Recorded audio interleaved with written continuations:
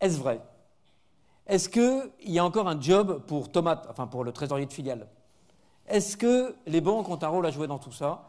C'est le débat que nous proposons aujourd'hui avec Pierre Jalade d'Airbus, Agnès Sertilange de Forestia, Marie-Ève Dantec de Nexence France, qui représente le trésorier de filiale dans ce débat, et Wolfgang Weber de Sanofi. Et comme toujours, vous, le public, avec ConnexMe, qui vous permet de poser des questions parce qu'on l'a réparé. Et donc, maintenant, vous pouvez poser vos questions avec ConnexMe. Normalement, on va les voir apparaître, etc., au fur et à mesure. Donc, n'hésitez pas. Et elles vont passer devant l'écran. Voilà. Alors, nous avons mené une petite enquête. Vous verrez le résultat de cette enquête dans le fameux magazine qui vous a été distribué. Normalement, ça marche. Voilà. Le magazine qui vous a été distribué, donc vous devez l'avoir, j'espère. Dedans, vous verrez le résultat de notre enquête. Et si vous avez la chance d'être abonné aux Échos Business, vous l'aurez vu ce matin dans les Échos. Merci Cécile. C'est toujours bien d'être bien avec les journalistes, hein. C'est extrêmement important. Donc voilà, donc on a un petit truc sympa dans les Échos ce matin. Donc cette enquête, je remercie les 155 participants qui ont répondu et qui nous ont permis de tracer vaguement un profil des participants à Univers SwiftNet. Donc on a 13% des participants à Univers SwiftNet qui ont répondu à l'enquête. On va admettre que c'est un échantillon représentatif selon la méthode des quotas. Donc 13% qui sont pour l'autonomie, enfin plutôt qui vivent l'autonomie. 13% qui pensent et qui vivent simplement une centralisation de procédures, mais on ne va pas plus loin. 20% pour qui la centralisation va jusqu'à un système de communication bancaire qui est utilisé partout dans le groupe. 25% qui vont un peu plus loin et qui pensent que ce système de communication bancaire doit aussi s'occuper de trier les paiements entre ceux qui doivent aller à droite et ceux qui doivent aller à gauche, à telle banque, etc. Et puis, 15% qui pensent, qui sont dans une organisation dans laquelle il y a des centres de services partagés. Et enfin, 14% qui utilisent le fameux POBO. Le POBO, c'est le paiement pour compte de, Payment on behalf of, comme on dit en anglais. Alors cette enquête est un peu compliquée, il y a plein de réponses, et pour pouvoir décrypter toutes ces réponses, j'ai décidé de faire appel à un spécialiste, mon ami Philippe Simao de BNP Paribas.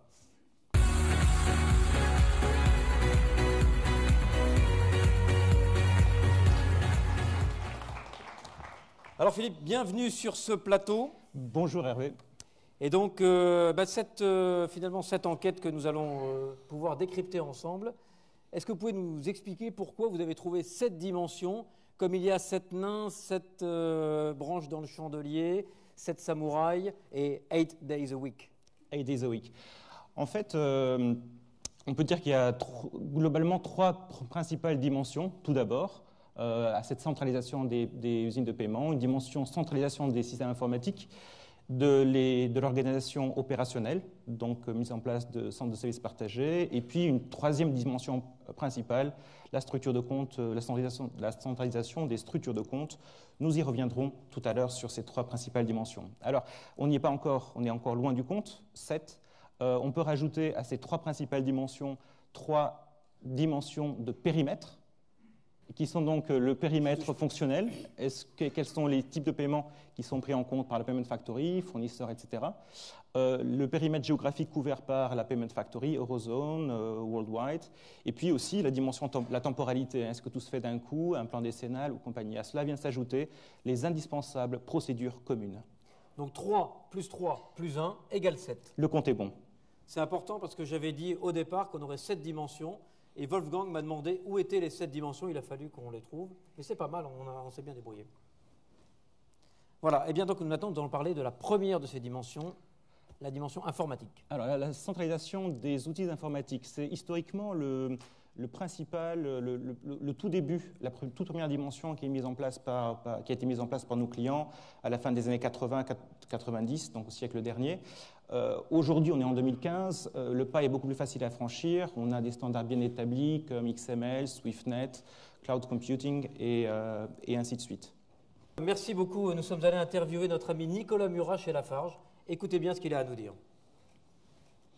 Chez Lafarge, nous avons mis en place une Payment Factory sur 2 types. La première phase était de mettre les virements de trésorerie de par le monde via un canal unique, sécurisé, donc SwiftNet.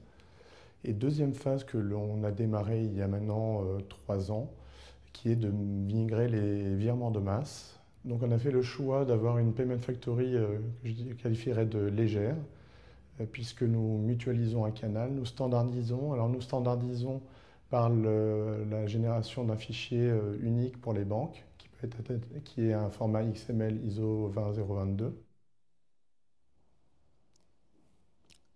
Merci Nicolas. Donc en fait, on voit ici que Lafarge a mis en place une connectivité unique pour communiquer avec l'ensemble de ses banques.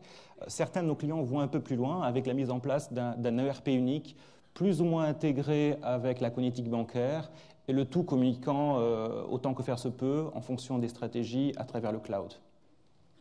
Merci Philippe. Passons à la deuxième dimension. La deuxième dimension, on l'a vu, c'est la mise en commun des moyens humains. Donc, c'est les centres de services partagés ou, comme disent nos amis anglo-saxons, Shared Service Centers. Ici, l'idée, c'est de rassembler dans un périmètre géographique, national, régional, voire mondial, l'ensemble des acteurs qui participent au processus de paiement. L'intérêt, Hervé, clairement, une plus grande maîtrise opérationnelle des processus de paiement. Deuxième intérêt, même si ce n'est pas toujours celui qui est mis en avant, l'efficacité opérationnelle et les économies d'échelle. Merci Philippe. Et alors, peut-être que nous pourrions aller faire un reportage en banlieue parisienne chez GDF Suez. Allons-y. Au niveau de l'organisation, comment arriver à rester proche du terrain de paiement de fournisseurs, du règlement de facture fournisseur, tout en ayant une centralisation optimale et optimisée. On a une organisation assez simple où l'initiation du paiement est faite au niveau des CSP comptables, compte à fournisseur ou compte à client. Ensuite, les factures sont réceptionnées, sont validées dans les ERP et sont envoyées automatiquement vers la Payment Factory. Dans la Payment Factory, c'est encore les acteurs des CSP comptables qui valident que tout s'est bien passé au niveau de la transmission des ordres de paiement. Ensuite, c'est le CSP trésorerie d'exploitation qui prend la main pour toute la partie validation des paiements, vérifier que les comptes sont assez mouvementés, le rapprochement des écritures de prévision de trésorerie qui sont générées automatiquement, la signature en banque pour le respect des pouvoirs bancaires. Donc il y a bien deux étapes, l'étape CSP compta et l'étape CSP trésorerie d'exploitation. Merci Michael. Et maintenant, donc, entrons dans la troisième dimension. Alors, la troisième dimension, c'est la centralisation des structures de comptes bancaires. C'est probablement la dimension dont on parle le plus aujourd'hui. En effet, beaucoup de groupes envisagent de réduire ou plutôt centraliser leurs comptes, les comptes qui tiennent chez les banques, voire même utiliser un seul compte pour faire les paiements pour le compte de l'ensemble des entités.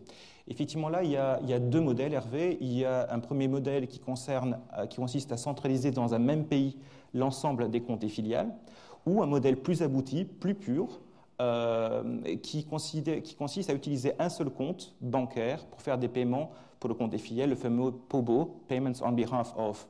L'intérêt de diminuer le nombre de comptes est assez évident. Hein. Moins de comptes signifie moins de frais administratifs, moins de coûts bancaires, mais aussi moins de risques de fraude.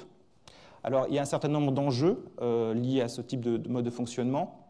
Du point de vue technique, le POBO est devenu beaucoup plus accessible grâce notamment à la mise en place des formats ISO 20022 qui permettent d'acheminer de bout en bout l'information concernant le débiteur, Ultimate Debtor, qui est un des principaux enjeux du POBO. Le deuxième enjeu ou challenge est plutôt au niveau réglementaire. Force est de constater que la directive sur les services de paiement, la DSP de 2009, n'est pas très précise sur le cadre réglementaire qui doit s'appliquer à ces POBO. Et certains pays ont fait des interprétations réglementaires différentes. Donc il faut être un peu attentif. On ne peut pas tout faire n'importe où. Il faut, dans certains pays, être attentif au mode de fonctionnement et demander des autorisations. Enfin, certains moyens de paiement ne se prêtent pas bien à la centralisation, ne sont pas très facilement centralisables. Donc je dirais qu'il faut surtout être bien conseillé, bien accompagné lors de la mise en place pour éviter un certain nombre d'écueils. Alors cette centralisation un peu extrémiste, disons, moi je me suis toujours demandé si ça existait vraiment. Alors je suis allé en région parisienne, pas très loin, et là, en cherchant un peu, j'ai trouvé Alain Rividi chez IBM. Oui, je crois que le paiement pour compte 2 est un outil extrêmement intéressant pour limiter le nombre de comptes bancaires. mais il n'est pas toujours facile à mettre en œuvre. Donc il faut garder une approche pragmatique. Et de fait, nous avons actuellement à peu près une 60% du volume total qui se fait sous forme de paiement pour compte 2. Donc le principe étant que nous avons un compte ouvert au nom de la centrale de paiement qui sert au paiement de toutes les sociétés du groupe, nationales et étrangères, dans un pays donné. Ceci dit, pour pouvoir réussir un paiement pour compte 2, il y a plusieurs conditions techniques qui doivent être réunies. La première, c'est un système interne qui permette d'assurer la comptabilisation correcte des dettes entre les différentes sociétés. C'était le cas chez nous, vu que nous nous appuyions sur un système de banque interne auquel participaient toutes nos filiales. Le second point était la capacité pour les systèmes bancaires à transmettre l'information afin de permettre une bonne réconciliation des transactions auprès des bénéficiaires. Le troisième était la possibilité juridique de le faire. Nous avons regardé des sujets tels que le reporting des banques centrales, mais aussi, et c'est ce qui nous a probablement posé le plus de problèmes, les structures juridiques de certaines de nos filiales qui rendaient difficile cette utilisation. Alors Philippe, que faut-il retenir finalement de ce panorama en 3 + 3 + 1 = 7 dimensions? En fait, Hervé, je pense qu'à travers les exemples qu'on a vus, il faut retenir qu'il n'y a pas vraiment un modèle parfait de Payment Factory, mais bien plusieurs modèles, et que le modèle qui est le meilleur pour chacune des sociétés, c'est celle qui colle le plus avec sa culture, son histoire, son organisation, et surtout quelle est sa stratégie à long terme.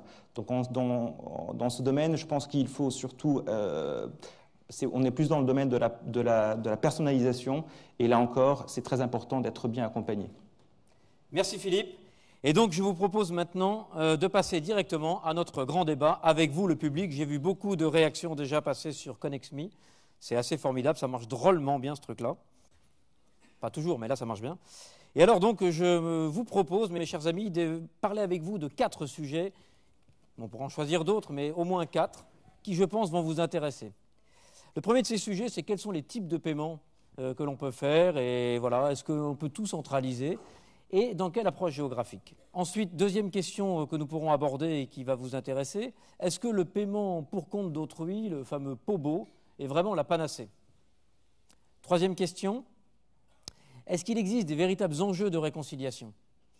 Des enjeux pour vous qui émettez les paiements, pour vos filiales, mais aussi des enjeux pour vos bénéficiaires. Et puis, dernier débat, le monde va vers la centralisation, d'accord, et tomate. Existe-t-il un rôle, et quel est-il pour le trésorier de filiale? Alors, pour parler de tout ça, je vais demander à chacun d'entre vous, rapidement, d'expliquer en gros ce que vous faites et de vous placer sur la toile d'araignée. Je commence. Ah bah, il y a ton nom. Bonjour à toutes et à tous. Donc, effectivement, peut-être quelques mots d'introduction sur Airbus. Donc, Airbus Group, c'est 3 grandes divisions. Une qui s'appelle Airbus et qui fabrique des avions et qui représente 70% à peu près du chiffre d'affaires. Une division qui s'appelle Airbus Hélicoptère et une division qui s'appelle Airbus Defence and Space. Donc effectivement, depuis quelques années déjà, je suis en charge des activités de trésorerie management pour Airbus sur la partie avion. Et beaucoup plus récemment, depuis l'année dernière, nous avons créé un centre de compétences qui est transdivision et qui a notamment la charge de développer et gérer l'ensemble des plateformes et des systèmes de paiement. Alors, au cours des 10 dernières années, les 3 divisions n'ont pas exactement développé le même modèle de trésorerie. Et nous avons maintenant la richesse de 2 plateformes de communication bancaire. Alors, une a été associée à un outil de cash management pour déployer auprès des trésoriers d'Airbus, des trésoriers de métier, un treasury management system complet. Et une autre a été associée a été développé et paramétré avec des paiements plutôt de masse et donc dans une configuration plutôt de paiement factory, qui est le mot qu'on utilise nous aussi en interne. Donc la paiement factory est plutôt utilisée par Airbus Hélicoptère et Airbus Defence and Space, qui ont la particularité par rapport à Airbus de traiter et de gérer une multitude de filiales. Et donc à ce titre, la fonction donc, POBO, paiement on behalf, est une fonctionnalité qui a été effectivement rendue disponible, mais qui n'est pas obligatoire. Les plus grandes entités peuvent effectivement utiliser la paiement factory, mais voir leur compte débité directement, et elles gèrent alors localement une relation bancaire. Comment on se situe alors en fonction de tes trois axes? Donc sur l'axe informatique, bon, alors, le RP unique, chez nous, c'est un rêve. On n'a pas moins de 10 versions de SAP et encore, je crois que je suis très faible. Le paysage change avec les acquisitions et les cessions de sociétés qu'on peut faire. Donc, tout ça, c'est pas du tout aujourd'hui vers là qu'on s'est dirigé. Donc, chez nous, clairement, la centralisation des moyens informatiques est une centralisation de la communication bancaire. Alors, pour ce qui est du deuxième axe, chez nous, les trésoriers, effectivement, sur les entités les plus importantes, peuvent et souvent interfacent avec des shared services comptables et qui sont plutôt nationaux. On n'est pas encore arrivé jusqu'aux grands shared services, à la fois de trésorerie, mais également comptables qui communiqueraient. Donc on n'a pas de ce côté-là un développement très fort. Pour ce qui est de la structure des comptes bancaires, les filiales qui ne sont pas utilisatrices du système de paiement factory et donc du POBO conservent leurs comptes bancaires propres dans leur pays. Et chaque fois que cela est possible, par contre, on a développé un système de cash pooling et on déploie ce système systématiquement. Merci Pierre.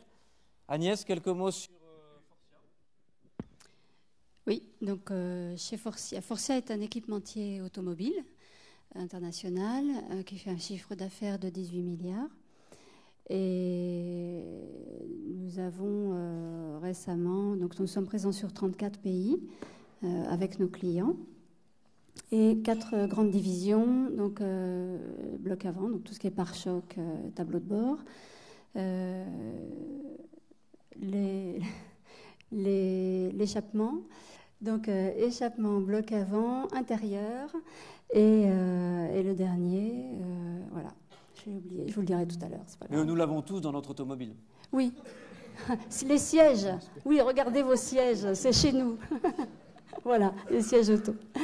Merci. Voilà. Donc, chez Forestia, nous avons opté pour un système centralisé plutôt, donc un outil de com bancaire centralisé. Ça a été décidé fin 2012 et donc on met ça en place sur 4 ans. On s'est donné 4 ans pour installer la com bancaire dans tous les pays, pour toutes les unités et pour tous les paiements, pour tous les types de paiements. Là, pour l'instant, on en est à 130 000 paiements par mois. Aussi bien les paiements de salaire, etc. Au niveau des ERP, on a opté pour 3 ERP différents en fonction des zones géographiques, un ERP Asie, un ERP Europe et un ERP USA, enfin USA, toute Amérique du Nord, Amérique du Sud. Au niveau de l'organisation Trésor, Compta, donc nous avons des shared service centers qui sont déjà en place, qui ont été mis en place avant la mise en place de l'outil de com bancaire, plutôt par pays quand il y a une activité suffisante, sinon par région.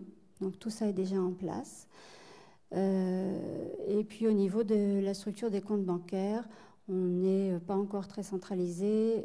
La plupart des filiales ont encore leurs relations avec les banques, même si on leur donne quand même un guide sur les corps banques. Et puis on gère en centrale à Nanterre tout ce qui est couverture de change et cash pooling manuel ou cash pooling automatique. Tout ça est en cours. Voilà.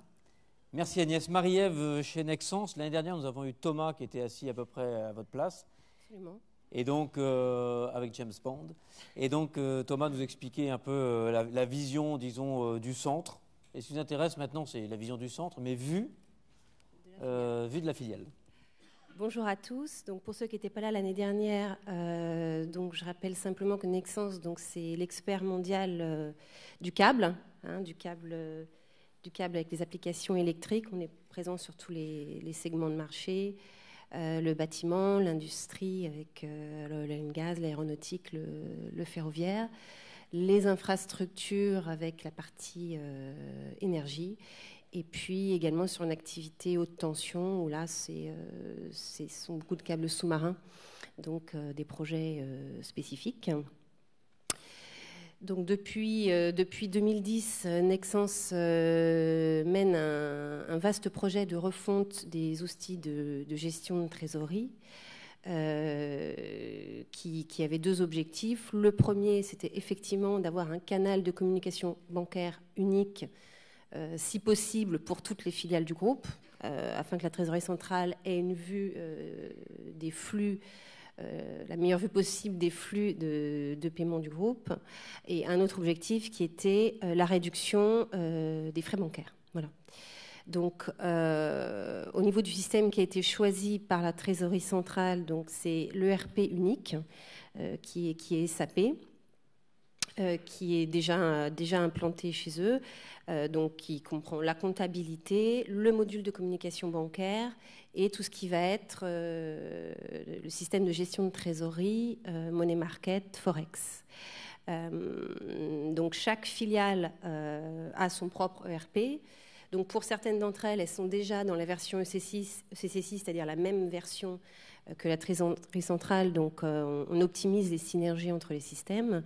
Nous, Nexans France, on n'a pas encore fait cette migration. On est encore dans l'ancienne version SAP, donc on va migrer d'ici 2 ans. Et puis, il y a d'autres petites filiales, elles, qui n'ont pas SAP, qui ont des ERP plus petits, parce que le volume d'activité ne justifie pas d'avoir un ERP si gros. Donc, aujourd'hui, chaque filiale vient se connecter en fait sur cette Payment Factory et ce canal de communication bancaire. Et c'est ensuite Nexans Services, la trésorerie centrale du groupe, qui envoie les paiements vers SwiftNet. Voilà. Pour ce qui est de la toile d'araignée, donc au niveau de l'informatique, donc on est avec un outil qui est assez intégré, assez centralisé, comme je viens de vous le dire. Je pense pour les grosses filiales dont Nexans France fait partie, on arrivera à avoir vraiment un système optimisé dans lequel il y aura tout avec les différents modules qui communiquent la compta, la partie opérationnelle de l'activité du trésorier et du cambiste et la communication bancaire. Ce ne sera pas le cas pour les plus petites filiales qui ont des ERP différents et plus modestes, adaptés à leur taille. Sur l'axe organisation trésor compta, donc Nexans France est constitué de 12 usines plus d'un établissement siège. Donc en tout, il y a 13 entités au sein de Nexans France. La comptabilité client, credit management et l'activité de trésorerie étaient déjà centralisées au siège avant la mise en place de la Payment Factory. Et depuis l'année dernière, 2014, il y a donc un processus de mise en place de services partagés sur la compta fournisseur, la comptabilité générale et la comptabilité analytique. Donc tous les paiements fournisseurs sont préparés, donc soit le paiement direct, soit les ordres de paiement par la comptabilité fournisseur du siège et envoyés donc à la trésorerie centrale qui va processer le paiement et le pousser vers SwiftNet. Voilà. Et enfin, pour la troisième dimension, la structure des comptes bancaires. Donc avant la mise en place de la Payment Factory, on avait déjà un cash pooling qui était en place depuis de nombreuses années, donc on avait une centralisation des comptes. Aujourd'hui, on est en fait dans une centralisation à double niveau ou mixte, puisque pour les paiements nationaux, les paiements domestiques en euros, le choix a été fait en fait de laisser la filiale autonome sur l'envoi du paiement, même s'il transite par le canal de communication bancaire commun. Donc là-dessus, on a des comptes bancaires externes qui sont mouvementés. alors que pour tout ce qui concerne les flux en devises étrangères et les flux interco, on utilise des comptes bancaires miroirs uniques dans l'IHB, dans l'in-house bank, pour ces paiements. Donc là, on est dans le cadre du payment on behalf. Donc on a les deux, payment on behalf ou paiement direct national. Voilà. Merci Marie-Ève. Wolfgang, quelques mots sur le Sanofi European Treasury Center? Oui, bonjour. Donc, Sanofi, vous connaissez tout, j'imagine. On est un des joueurs principaux sur le secteur pharmaceutique. On a 35 milliards de chiffre d'affaires à peu près. On est dans quasiment tous les pays du monde avec à peu près 400 filiales juridiquement. Donc la complexité est énorme. On a aussi, on est très actif dans le mergers and acquisitions. Donc on a de là, on a beaucoup de différents ERP systems. Donc ça va complexifier déjà les choses. On a des shared service centers régionalisés qui couvrent juste la partie compta, donc pas les paiements. Pour les paiements, c'est nous maintenant. Donc je reviens sur la trésor. Donc, on a créé il y a 3 ans un Sanofi European Treasury Center à Bruxelles et une des raisons était pour créer un Payment Factory. Le cash pooling et tout ça, ça c'est déjà depuis des longues années géré à Paris. On est déjà très centralisé d'une manière générale, sauf les paiements. Et c'est pour ça, il y a 3 ans, on a décidé de créer un centre de paiement. Le but était sécurité, contrôle, mais aussi réduire le nombre de comptes bancaires, éviter de cross-border payments qui sont chers, donc réduire les bank fees. Donc il y a plusieurs niveaux de bénéfices qui ont été attendus. Sur le chemin, by the way, on a remarqué qu'il y a beaucoup plus de bénéfices. Dès qu'on creuse un peu dans les filiales, on peut optimiser pas mal des processus dans les filiales. On découvre qu'il y a beaucoup plus manuel qu'on pense. Donc ça c'est juste by the way.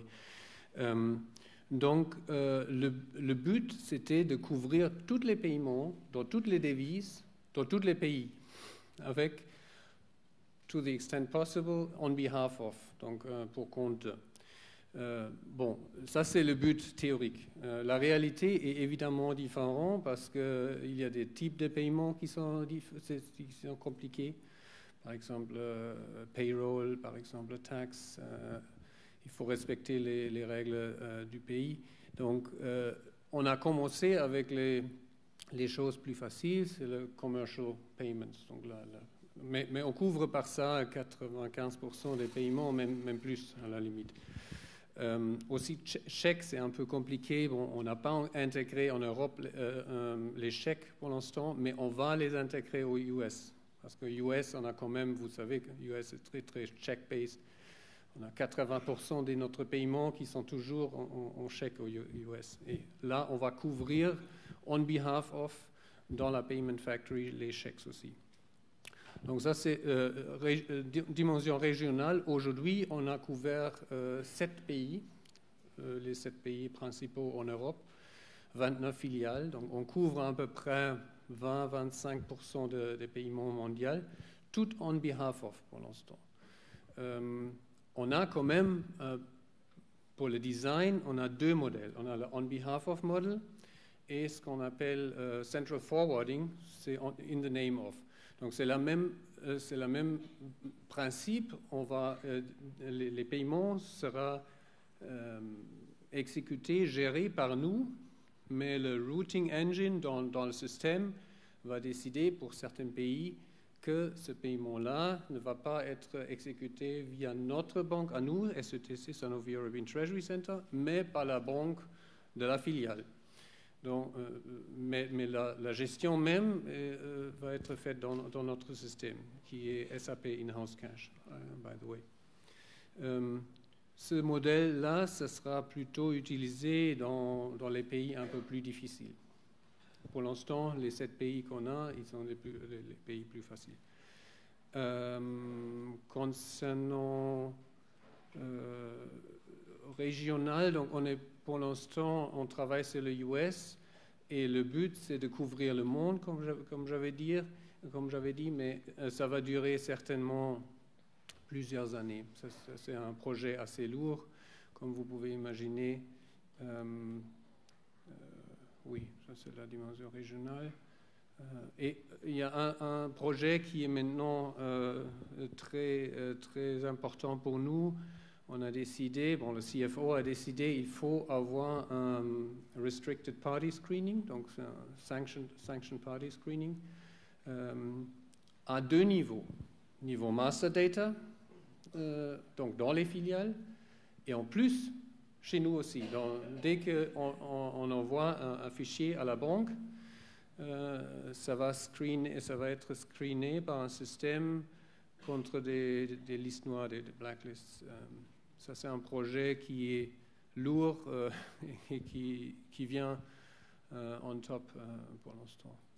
Comme un dernier mot, peut-être sur la connectivité bancaire, on a harmonisé toute la connectivité bancaire. On utilise Sage en Europe, partout. Dans le monde, pas encore partout, mais le but, c'est aussi d'utiliser le même outil partout. Merci Wolfgang. Alors en fait, on a répondu d'une certaine manière à la première question. Quels sont les types de paiements, fournisseurs, RH et taxes? Wolfgang nous a dit que pour certaines taxes, c'était compliqué. Peut-être juste sur la géographie, quelques chiffres issus de notre étude. On se rend compte, en regardant l'étude que nous avons faite, que centraliser 100% de ces paiements en France, ce n'est pas un problème. Les 2 tiers en Europe, ce n'est pas un problème. 1 tiers aux USA, c'est possible. 40% en Asie, c'est possible. Ce qui veut dire qu'on peut centraliser à peu près partout. Et d'ailleurs, quand on regarde la géographie qui nous a été précisée par les gens qui ont répondu à l'enquête, effectivement, globalement, on centralise à peu près partout. Mais on voit bien qu'entre 100% et 1 tiers, il y a quand même de la marge. Et puis deuxièmement, deuxième chose intéressante, c'est que les gens qui ont répondu, qui centralisaient à peu près partout, ont dit « Attention, on ne le fait pas avec n'importe quelle banque, et on fait ça avec certaines banques en particulier. » Voilà, je propose que maintenant, on passe à la première vraie question de ce débat. Le paiement pour compte d'autrui est-il la panacée? Et pour répondre et pour participer à ce débat, je vous propose d'accueillir Sharok Moignan de Deutsche Bank, qui va venir s'asseoir à ma place.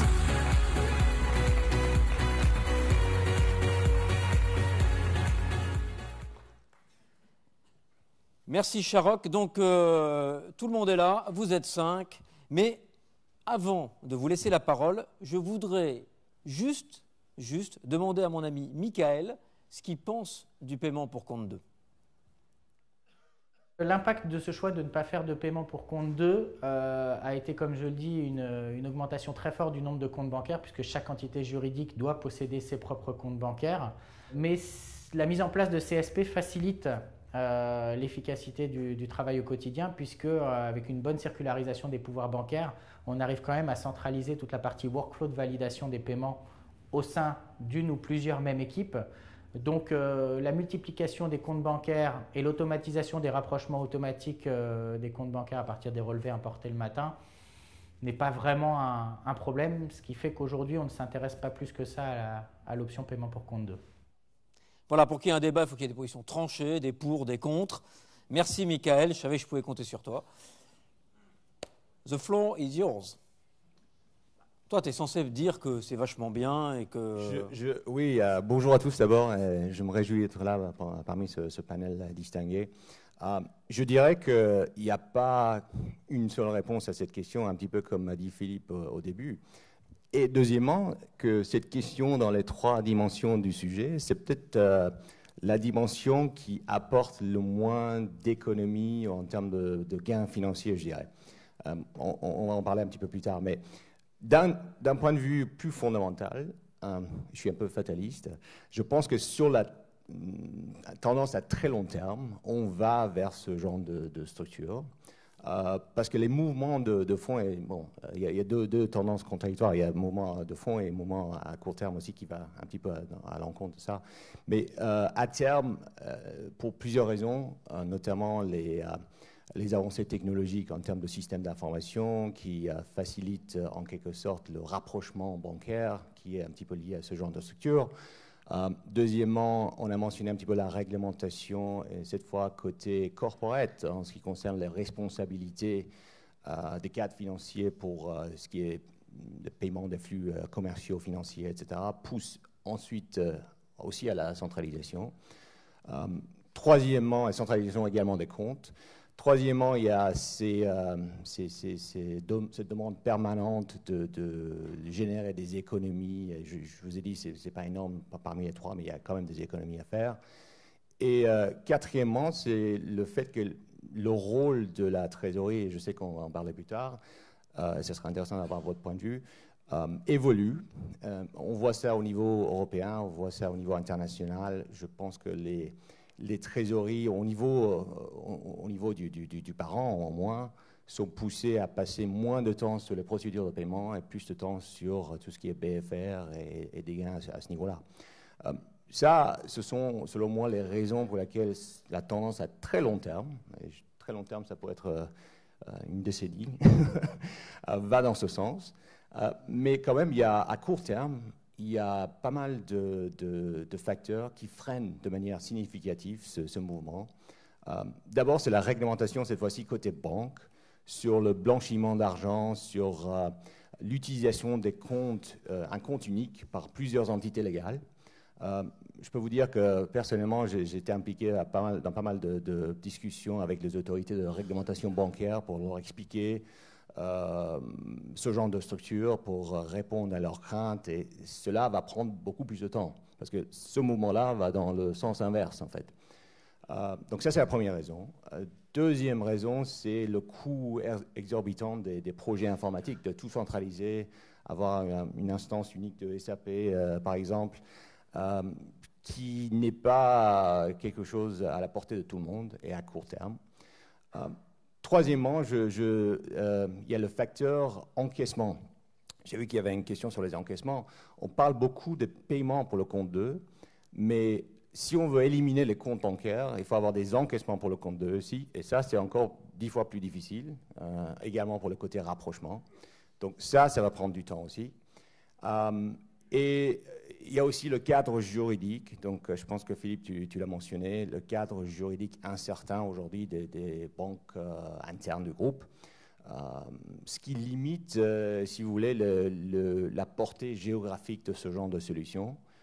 L'année dernière, nous avons effectué une étude dans 52 pays sur la faisabilité juridique et fiscale des comptes des paiements pour le compte de POBO.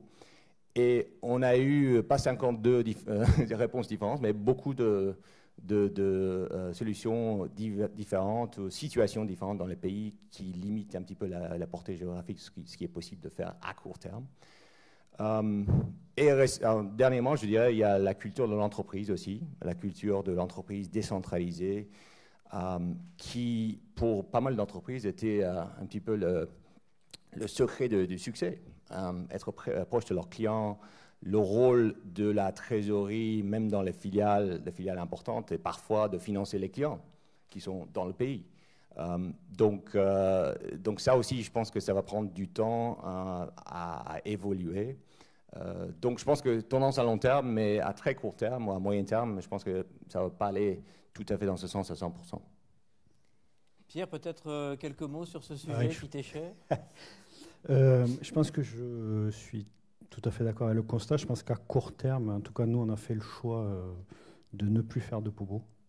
Donc on est revenu en arrière. On ne remet pas en question le choix d'une centralisation des paiements. Et donc l'utilisation d'un outil qui est partagé, efficace, sécurisé, qui correspond à ce qui se fait de mieux sur le marché. Ce qu'on remet en cause, c'est le paiement pour le compte 2, qui est une source de cauchemar et pour lequel on n'a pas encore complètement trouvé la contrepartie dans les bénéfices. Donc, à un moment donné, force est de constater qu'il y a plus de négatifs que de positifs. Mais on prend une décision en septembre qui est de dire on ne déploie plus de paiement pour le compte 2. Quels sont pour nous les vrais drawbacks? C'est qu'en fait, effectivement, comme Shahrokh le disait, Dans un monde où aujourd'hui les paiements dans les pays sensibles doivent être justifiés, le process de justification quand on a payé on behalf, c'est très compliqué. J'ai été aussi un peu fatigué d'entendre tous les fournisseurs payer par un compte d'Airbus Group dire je ne sais pas qui m'a payé, est-ce que c'est Astrium, est-ce que c'est Cassidien, est-ce que c'est Airbus. Donc là, on passait des jours à envoyer des preuves de paiement. La réconciliation pour quelques centimes ou quelques euros ou quelques centaines d'euros était un casse-tête à la réallocation dans la filiale pour être sûr que sa comptabilité, mais aussi sa gestion du cash était précise. Et enfin, on a fait face à d'autres problématiques qu'on n'avait pas forcément envisagées au départ, qui étaient comment va-t-on facturer ce service, comment peut-on facturer au réel les frais bancaires aux filiales, et enfin des petits problèmes juridiques malgré tout.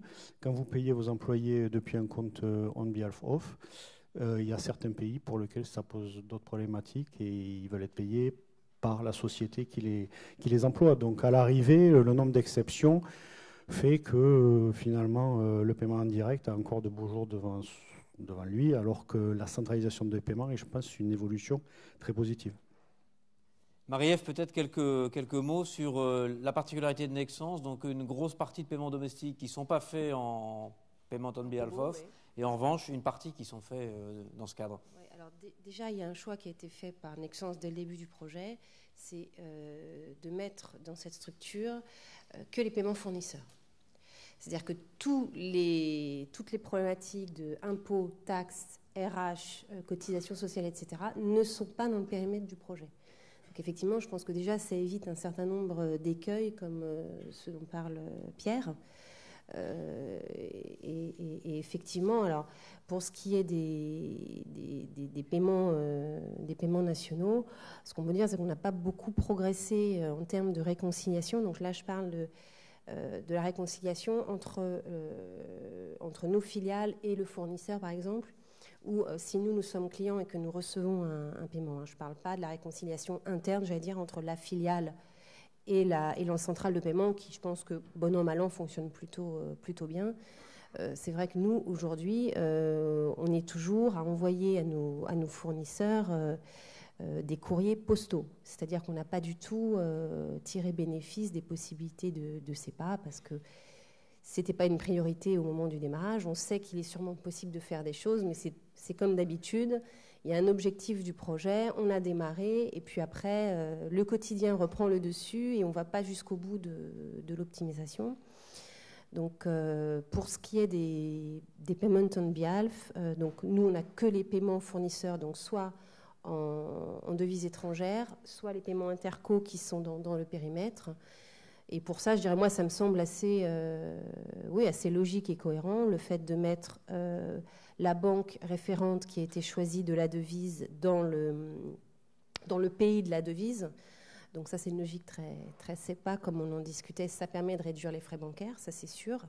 Et puis le fait de dire on mutualise les flux internes pour pas avoir deux flux sur des comptes bancaires externes et payer des commissions, ça me paraît aussi assez logique et légitime.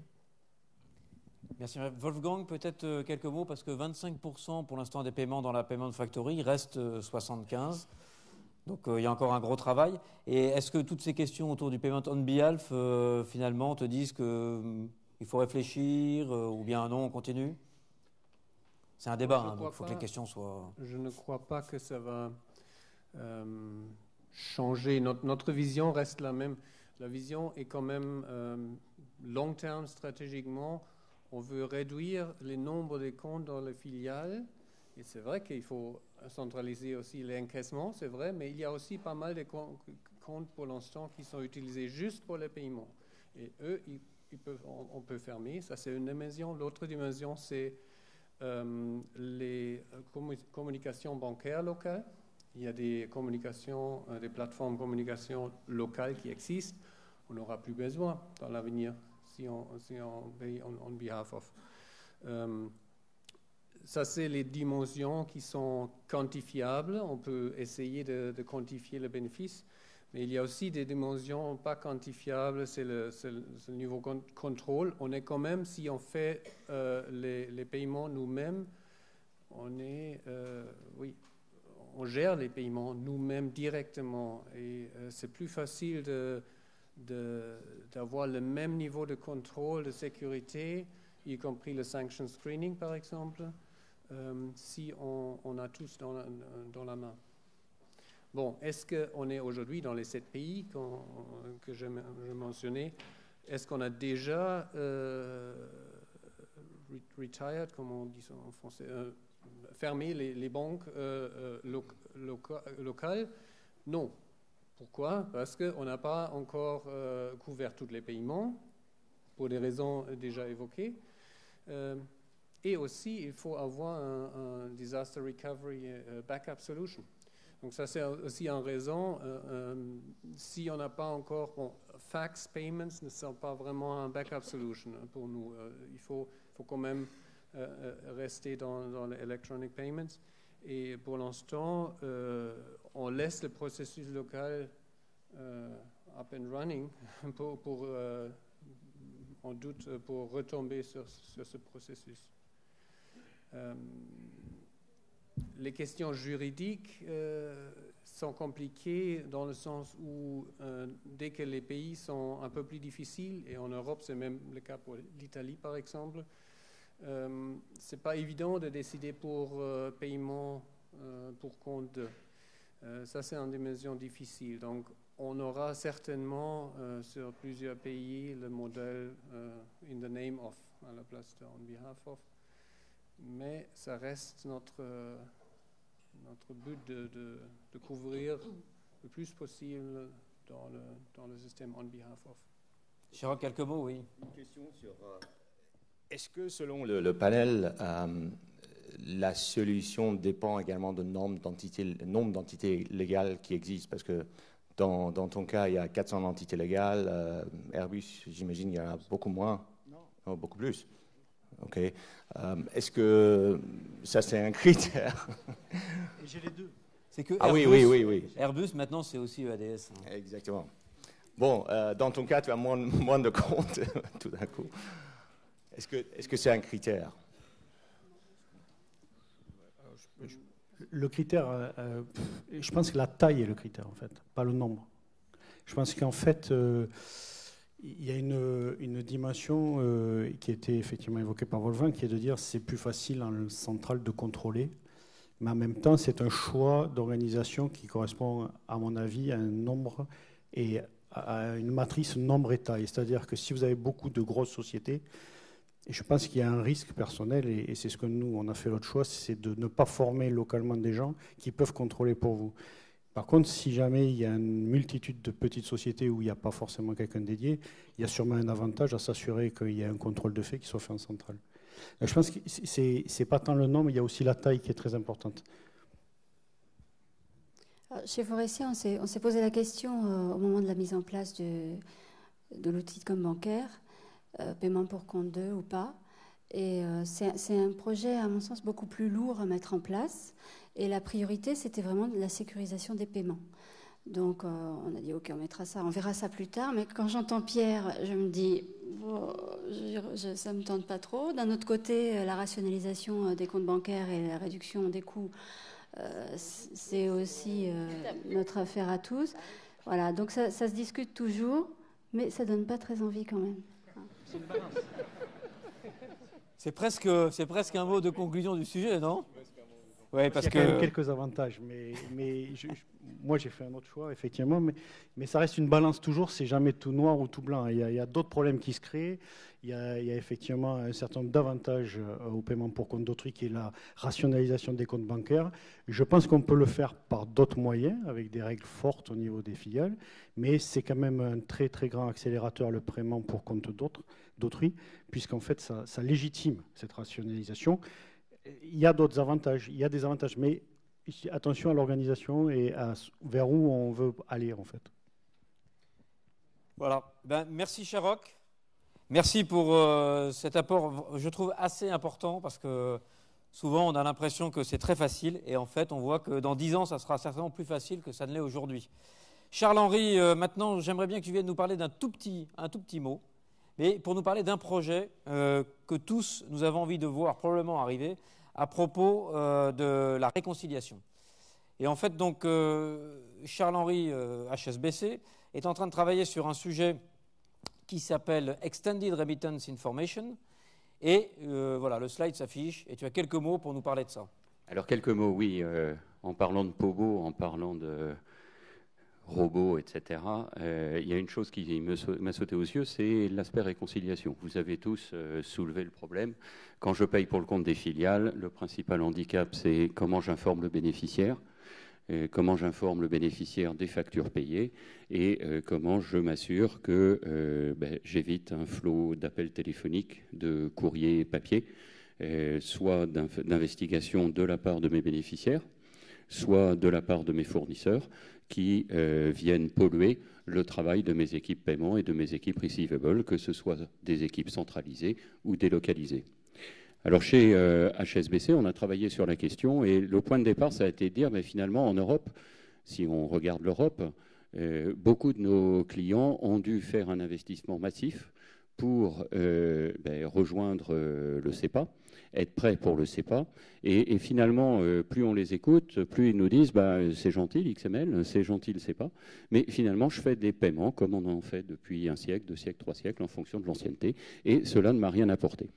Alors on a regardé le format XML d'un petit peu plus près, on a regardé le format XML CEPA, on a regardé le V3, la version 3, on a regardé des tas de choses et on s'est rendu compte que finalement ça ne dépendait que des corporates, un petit peu des banques et je vais y revenir, pour permettre à nos corporate clients d'utiliser mieux leur format XML, leur tout nouveau format XML, et grâce à la flexibilité de ce format, peut-être de résoudre progressivement, ce n'est pas un Big Bang, je vous rassure, mais de résoudre progressivement leurs problèmes de réconciliation. Alors comment ça se passe? Comment est-ce qu'on a imaginé le système? Je dirais de façon relativement simple. On a un flux d'informations et on a un flux de paiement. D'accord ? Aujourd'hui, et jusqu'à présent, à chaque fois qu'on a pensé réconciliation, on s'est dit il faut que tout soit dans le message de paiement. Et c'est vrai, au départ du corporate qui va initier le paiement, il faut que tout soit dedans. Et il faut que tout soit dedans, ça veut dire que ce qu'on va vous demander, c'est d'émettre un message ou une transaction de paiement avec juste derrière les informations nécessaires aux bénéficiaires pour réconcilier. Je parle là des numéros de facture, de tout critère qui va servir à votre bénéficiaire du paiement de réconcilier en automatique. Et la belle histoire, elle commence au moment où votre message arrive à la banque. Quand il arrive à la banque, ce qu'on a proposé de faire, c'est tout simplement de couper le message reçu du corporate en deux. D'un côté, on va avoir la partie du paiement qui est assez traditionnelle et qui va suivre son petit bonhomme de chemin comme d'habitude. Et de l'autre côté, on se propose d'envoyer directement à la banque du bénéficiaire les informations propres à la réconciliation. Alors vous allez me dire, c'est bien, mais comment est-ce qu'on réconcilie derrière? Alors dans le XML, vous avez un champ qui est assez intéressant, qui s'appelle le Single Payment Identificator. Et c'est grâce à celui-là qu'on va pouvoir, lorsqu'on est dans la position de la banque du bénéficiaire, recevoir de la main droite les informations du clearing, c'est-à-dire le paiement. De l'autre côté, on aura reçu via SWIFT l'information propre à la réconciliation. Et ce qu'on se propose de faire en tant que banque du bénéficiaire, c'est de coller l'un et l'autre et de tout resservir tout frais dans l'extrait de compte, le CAM 53, sans vouloir être trop technique, et de tout resservir dans l'extrait de compte qu'on envoie au quotidien ou intraday aux bénéficiaires. Et donc, vous voyez qu'à partir de là, ce qu'on se propose de faire, c'est, en dissociant l'information de paiement et l'instruction de paiement et l'information de réconciliation, d'intégrer les informations qu'aujourd'hui vous recevez par téléphone, par mail, par fax, par n'importe quoi, de tout rassembler dans votre extrait de compte, de façon à ce que pour vous, en position de compte de bénéficiaire d'un paiement, vous puissiez juste ajouter des critères de réconciliation pour automatiser cette réconciliation. Et lorsque vous êtes du côté initiation du paiement, de juste pouvoir mettre plus d'informations dans votre message de paiement, de telle sorte à ce que ça soit retraité à l'autre bout. Alors, je disais, ça dépend de vos banques. Je crois que c'est important. Comme vous pouvez le voir, le système peut fonctionner à partir du moment où les corporates sont convaincus de la justesse du système. Un élément clé, ce sont les banques. Et je dirais, à une époque où tout le monde recherche à apporter plus de valeur à sa clientèle, on a là un bel exemple où vous, corporate, je vous invite à aller voir vos banquiers, allez leur dire combien vous appréciez le système, de telle sorte à ce qu'ils puissent rejoindre le club des banques en Extended Remittance Information au plus vite pour vous apporter plus de services et peut-être contribuer modestement, mais sûrement, à régler votre problème de réconciliation dans le moyen terme. C'est un club très fermé, non? Aujourd'hui, c'est un club assez fermé. On ne désespère pas de l'augmenter. Je vous dis tout de suite, pour vous, mes amis banquiers, il n'y a pas de cotisation, hein, il n'y a pas de frais à rejoindre le club. Et pour vous, corporate, il y aura un menu frais, mais à discuter. J'entends, merci beaucoup. Je trouve que c'est une bonne évolution. Il ne faudrait pas que ça nous fasse le coup du 3 ski, où on est quand même un tout petit peu obligé de se battre toute la journée pour le faire adopter. Absolument. C'est pour ça qu'il faut commencer tôt à influencer vos banquiers, je pense. Non, peut-être que ce qui est intéressant, et pour rejoindre l'idée de Sharrock tout à l'heure, court terme, long terme, il y a effectivement là une idée long terme qui est très complémentaire de ce qu'ont font les Nordiques depuis très longtemps, puisque finalement ça existe dans le clearing dans pas mal de pays d'Europe du Nord depuis très longtemps. Il y a des projets pour le clearing européen de faire la même chose. Et donc on voit que petit à petit, à partir du moment où les ERP vont être habitués à envoyer des gros paquets d'informations ou à recevoir des gros paquets d'informations et à faire la réconciliation, on peut penser que les banques viendront. Il y a un point qui est important et qui peut être un très bon accélérateur pour les banques, c'est que, comme tu le mentionnais, il y a les pays nordiques, il y a aussi les États-Unis, il y a l'Europe, il y a le Japon aussi. Et donc, si les banques ne s'engagent pas très rapidement à fournir ce type de service en Extended Remittance Information, le risque majeur pour elles, c'est de se retrouver avec autant de systèmes que de pays dans lesquels elles offrent des services. Là où prendre l'initiative et être proactif en tant qu'une banque permet d'influencer, d'orienter le marché vers une solution unique basée sur un standard XML qui est quand même, qui devient un standard universel s'il ne l'est pas déjà, et avec une transmission d'informations via SWIFT qui est déjà prêt et auquel adhère la majeure partie des banques qui offrent ce type de service. Pour les corporates, s'engager rapidement, être une banque qui s'engage rapidement et qui offre le service rapidement, permet aussi d'offrir aux corporates un service unique et donc évite, dans le futur, d'obliger les corporates à s'adapter pays par pays en fonction des solutions qui pourraient émerger. Donc il y a vraiment un critère, un phénomène accélérateur qui est important. Je suis d'accord, c'est moyen terme, long terme. Néanmoins, le plus vite on peut, en tant que banque, offrir un service basé sur des standards ouverts, le mieux cela peut se traduire dans le futur, au fur et à mesure que les chambres de compensation ou les clearings des différents pays vont se mettre à adopter ce type de solution. Alors, on avait une question qui est passée, là, comment fait-on pour réconcilier 50 factures? Et en fait, 50 factures, on peut mettre 50 factures dans ton fichier.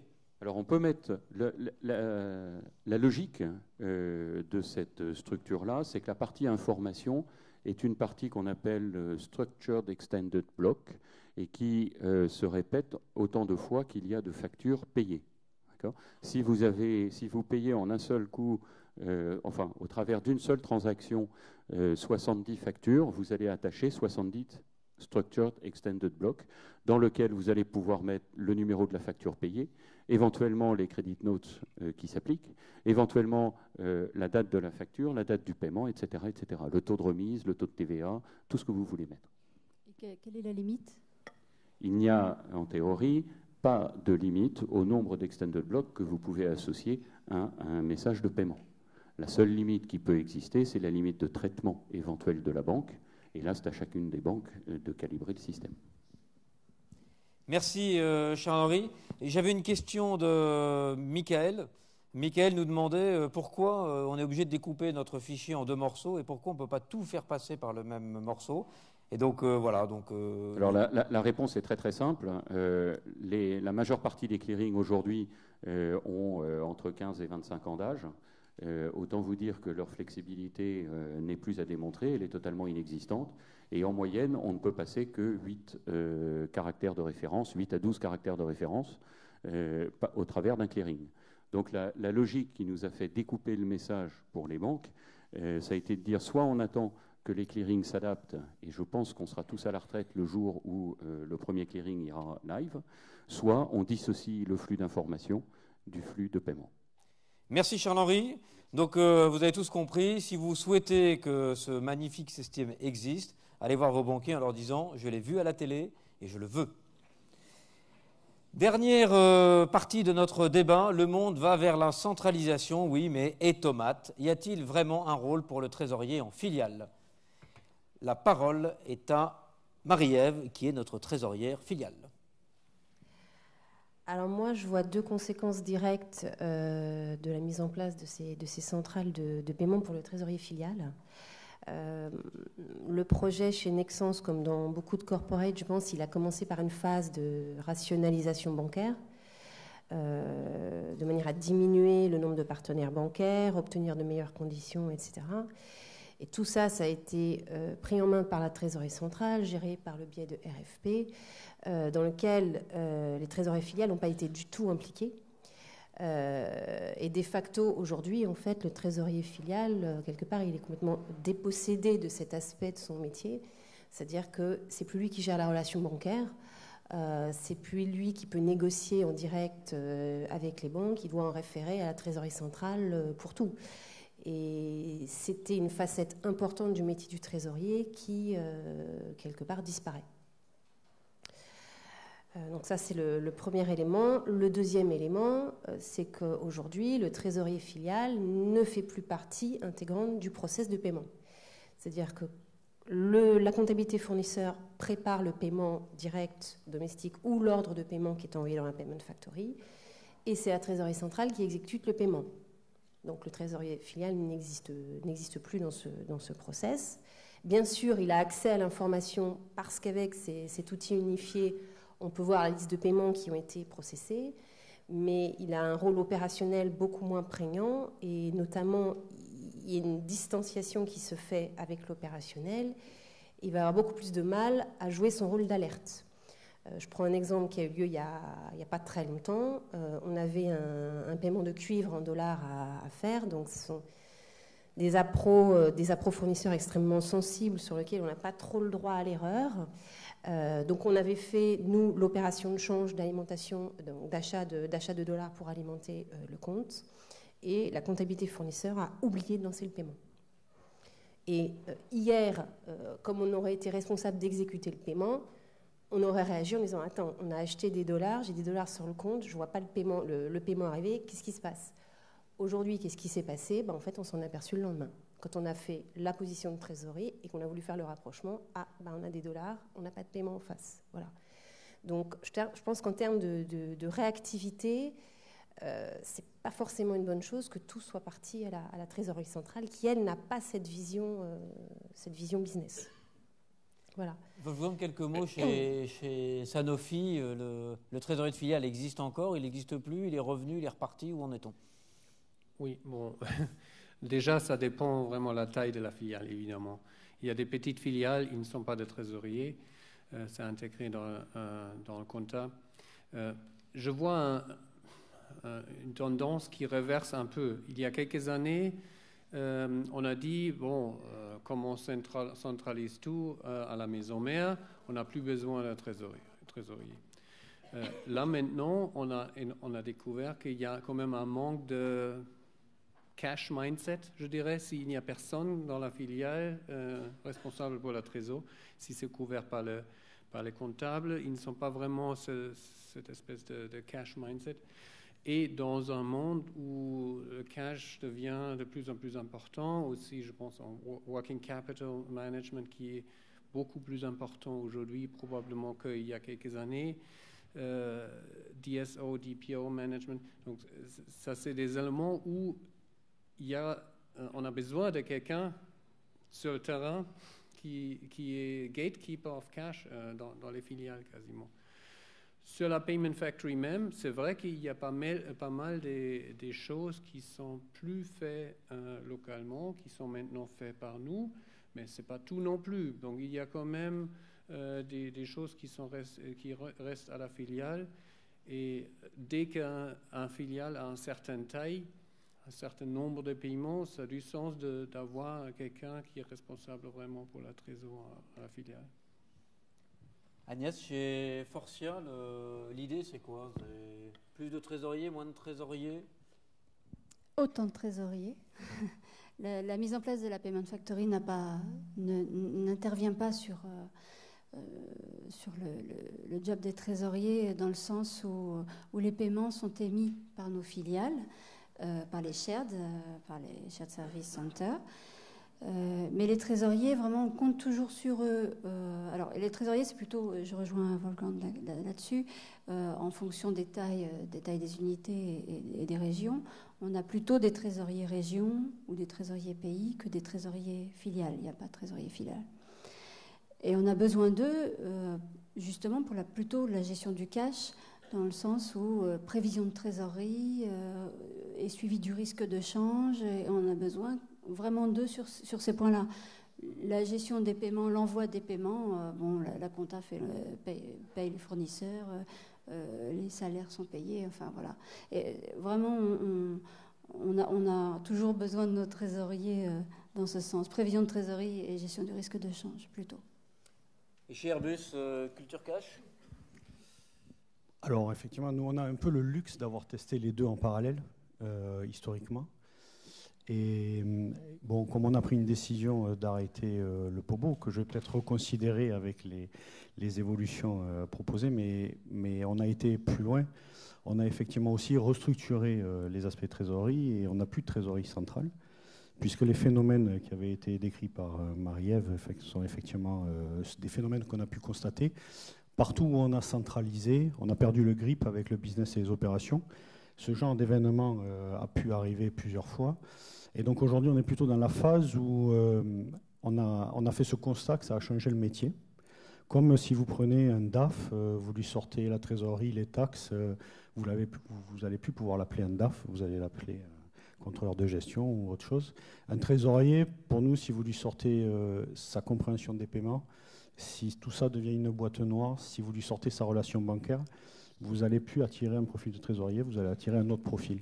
Je ne dis pas que ce n'est pas ce qu'il faut, hein. Je dis juste que pour nous, on a pu mesurer les deux et on préfère faire le choix d'avoir des trésoriers locaux très forts, avec une bonne maîtrise de leur relation bancaire, qui utilisent une plateforme centralisée en termes d'outils, donc il y a une vraie centralisation des moyens, mais il n'y a pas une centralisation des responsabilités.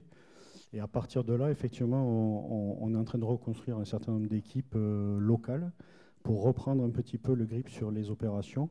Et donc la centrale trésorerie a été un peu effacée et on se retrouve avec deux jambes, une qui est le corporate finance qui est très tournée vers l'externe et une qui est l'operational trésorerie qui est très tournée en interne et qui est là pour faire la gestion de la structure bancaire, la gestion des paiements, qui soit sécurisée, etc., mais également la gestion du risque.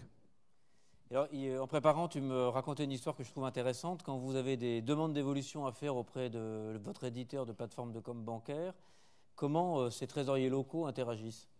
En fait, on a créé un comité, donc avec 6 ou 7, ils tournent en plus. On a à peu près, on va dire, il peut y avoir jusqu'à une dizaine de trésoriers qui est représenté dans le comité, qu'ils soient des trésoriers de filiales ou des trésoriers de très grosses filiales. Et régulièrement, en fait, une fois par trimestre, on évalue le travail fait des évolutions qu'on voulait faire dans l'année, mais également les nouvelles évolutions qu'on veut mettre au budget de l'année prochaine, des années suivantes. Et surtout, on définit la vision et la stratégie qu'on veut. Donc, par exemple, en ce moment, on a quelques arbitrages, effectivement, et quelques arbitrages qui sont, quand on fait une nouvelle acquisition, vers quelle plateforme, plutôt Payment Factory ou plutôt Treasury Management System? Est-ce qu'on décide de merger deux? Est-ce qu'on va plutôt vers le paiement on behalf? Bon, donc tout ça, c'est plutôt collégial et ça s'arbitre avec les trésoriers qui ont soit un lien direct avec moi, soit pour certains un lien fonctionnel. Puisqu'on a, en fait, ce qui est bien important, ce qu'il faut comprendre, c'est que du coup, on a effacé un peu la centrale trésorerie, mais par contre, on a créé un centre de compétences qui est transverse. Parce qu'il ne faut pas perdre le lien transverse malgré tout. Et donc on a un centre de compétences qui est en charge d'animer ces débats et donc de pouvoir définir avec l'ensemble des trésoriers la stratégie globale. Merci beaucoup. On arrive au terme de cette émission. Peut-être, Marie-Ève, un petit mot de conclusion. Oui, pour rebondir sur ce que disait Pierre, effectivement, le trésorier filial, il est moins dans le transactionnel, dans l'opérationnel. Donc effectivement, je pense que ce qu'on lui demande aujourd'hui, enfin son profil évolue plus vers un rôle de cash contrôleur, c'est-à-dire qu'il va suivre la position de dette, l'analyser, l'expliquer, faire des prévisions de trésorerie, des cash forecasts à 3 mois de plus en plus précis, le rapprochement avec le BFR et avec le PNL pour comprendre les effets cash et non cash. Donc pour moi, effectivement, le métier évolue, mais oui, il y a toujours du travail pour les trésoriers de filiales. Et d'ailleurs, si j'ai bien compris, je crois qu'il va y avoir du recrutement. Merci, vous êtes en train de chercher un jeune trésorier, vous avez besoin de quelqu'un qui va venir vous aider. N'hésitez pas, appelez le Master Trésorerie Sorbonne qui va venir maintenant dans quelques instants se présenter devant vous.